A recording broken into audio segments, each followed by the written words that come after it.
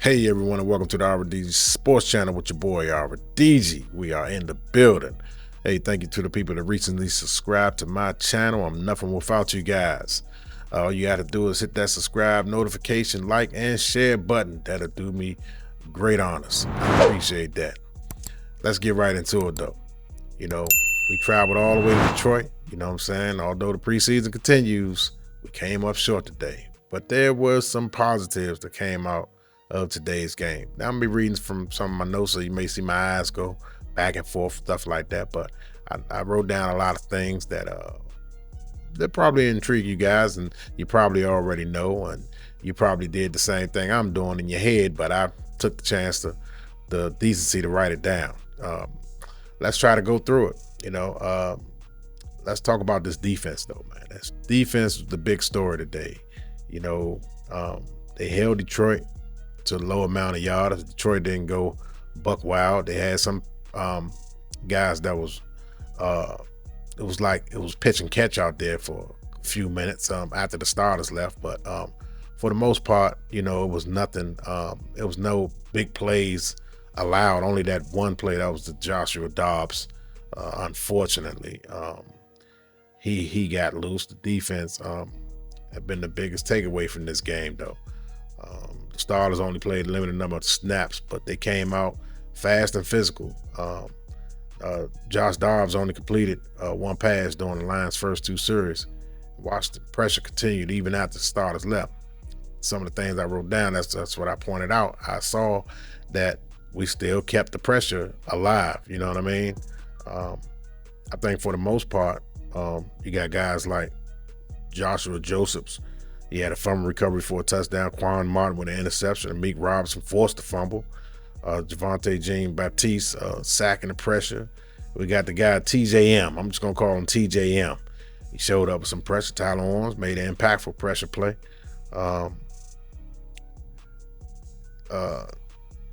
That's what I gathered from the defense. They were swarming out there. The tackling, I think, was pretty good. Detroit did a lot of running, and so did we.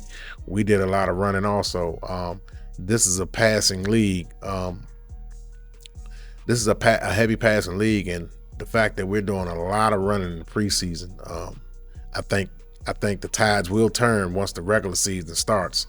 I think we're going to be in for a rude awakening. I think they're just trying to get that offensive line going, man, because to me, it seems like that offensive line is not getting a push. They're not opening up the holes. They're not sustaining their blocks long, and that's a bit of a problem. I want to see how they fare against the Baltimore Ravens next week, because this can't be it. There's some things that we need to work on.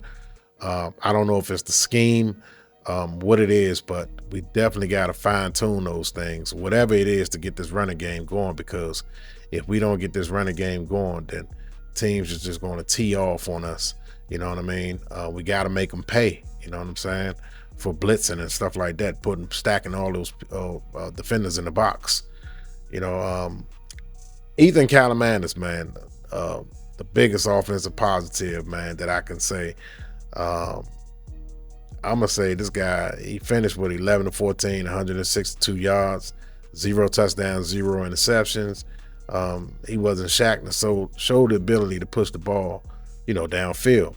The 55-yard completion to Nick Nash, I definitely wrote that down. 30-yard completion to Jaden Bradley, and I think Jaden Bradley is building himself a case, man. You know what I'm saying? He and Athan Kaliakmanis and Bradley definitely helped himself today. You know what I mean? Kaliakmanis is competing with Sam Hartman for the potential, third quarterback spot. And today's performance give the coaching staffs something seriously, to evaluate. But I want to talk about Jaden Bradley, man. He's kind of been flying under the radar. You know what I'm saying? I'm trying to figure out, did he just put himself on the roster radar? I mean, come on now. You know what I mean? He made a spectacular one-handed catch for 30-yard gain. You know what I'm saying? the Commanders' own recap singing him out as potentially his best moment of the preseason so far.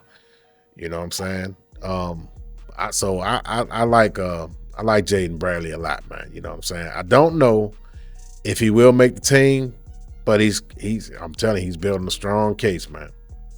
But I really want this running game, man. You know, Katron Allen, he had 10 carries for 30 yards, right? That's what, 3 yards per rush. That's not going to cut it, man. You know what I'm saying?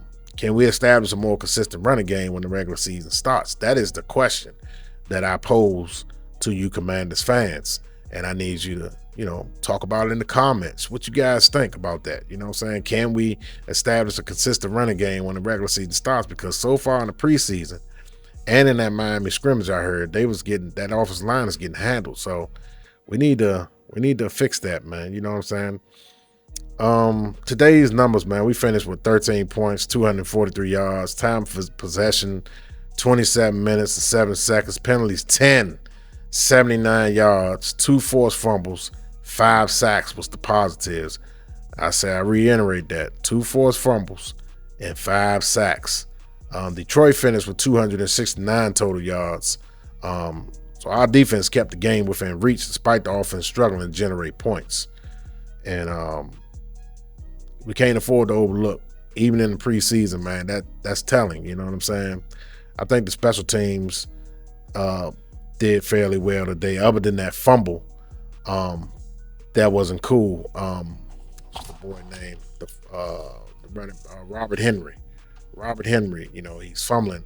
You know, we can't have that. And when you got a room like that, running back room is, you can't afford to have mistakes like that. So that fumble on the kickoff, we possibly could have, when we got the ball, possibly could have went down the field, scored a game-winning touchdown. I mean, not a game-winning touchdown. Could have scored, I said a game-winning touchdown. Excuse me. We could have scored a game-winning touchdown, like I said before. We could have scored a game-winning touchdown, you know what I'm saying, to possibly, you know, go ahead. But that fumble kind of hurt us, you know what I'm saying? You can't have that, man, you know. You got to concentrate well, even if that's at a crucial point in the game, because we have gotten the ball back and, you know, you got to go capitalize, you know what I'm saying? Because in the NFL, the margin for error is slim, you know what I'm saying? Especially when it's crunch time, especially at the end of the game. You cannot have mistakes happen like that. You just can't, man. You know, Drew Stevens, I think, you know, he made 2 field goals, a 27-yard field goal and a 32-yard field goal. You know what I'm saying? I think he made the coaching staff look good, you know, by selecting him as the primary kicker, you know, for the season. So Drew Stevens possibly can be, you know, for years to come, our future kicker for years to come.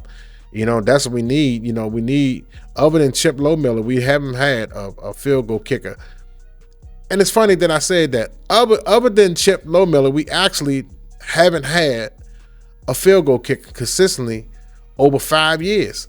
The only special team player that we had for a long time is Jeremy Reeves and what's my guy? Tress Way.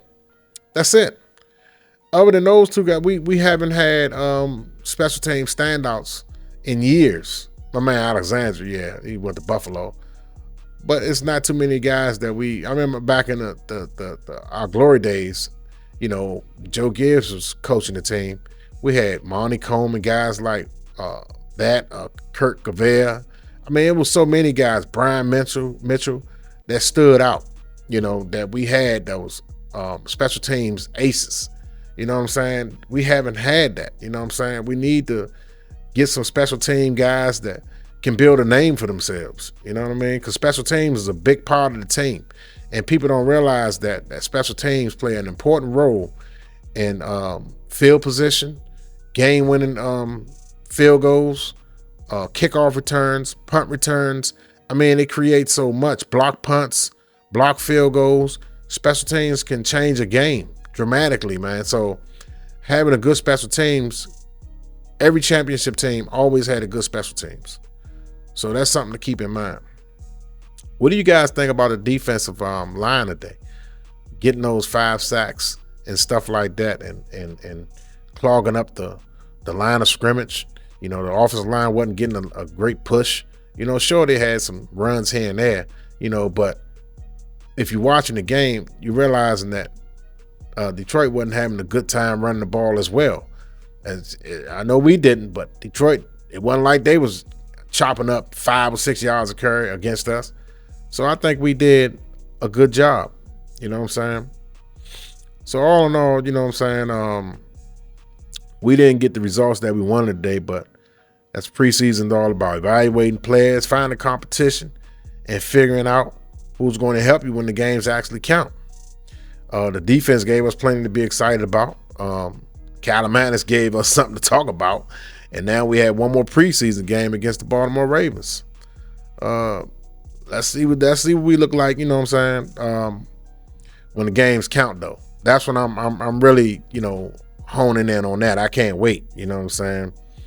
Other than that, man, you know, I was kind of, you know, liking this game, but this game was boring. I ain't gonna lie. John Riggins and the other guy, Brian Mitchell, was gonna be Brian Mitchell, but John Riggins, no, man. You know what I'm saying? But we definitely need work, man. The offense consistency, the running game, the penalties, the starting offense first series. Jaden Daniels got in there and 3 and out. I almost forgot to touch on that.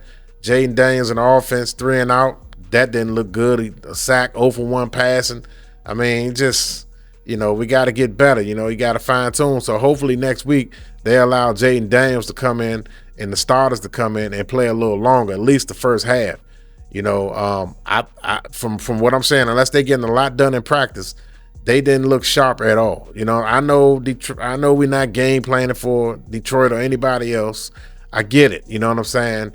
And that was one of the reasons why they got free on Jaden Daniels. But still, you know, mano a mano, you know what I'm saying? You got to have awareness to see what's coming. You know, it looked like he audible out of a play, and that's when he got sacked. I don't know what he had the first time around. I don't know what was that, but that didn't work. Let's just say that whatever he changed to that didn't work. So yeah, we got to do better right there. So I know we're still not in mid-season form. We got a new offense we got to learn, got a new defense we got to learn, still figuring things out. I know it's preseason. People may be saying in the comments, hey, RD's, it's just preseason. I get that, but I'm an ultra-competitive person. I want us to have a good showing. I want us to be undefeated on everything. I don't never want to lose. So when we lose, there are things that I can critique. You know what I'm saying? Whether it's the smallest to the biggest thing, it's still things that I can critique and things that we can always improve and get better at. They got some tough cuts to make. I've seen a lot of other good players out there making some standout plays.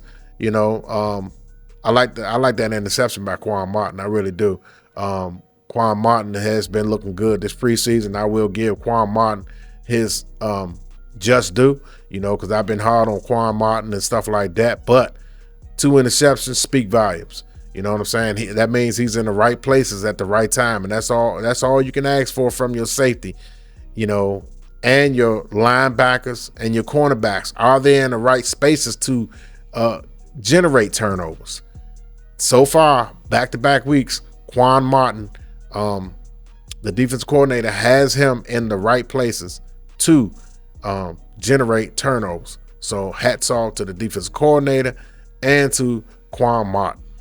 You know, with that being said, I'm trying to make sure I didn't leave out anything. I'm trying to cover everything as possible for you guys, in case someone didn't watch the game. You know what I'm saying?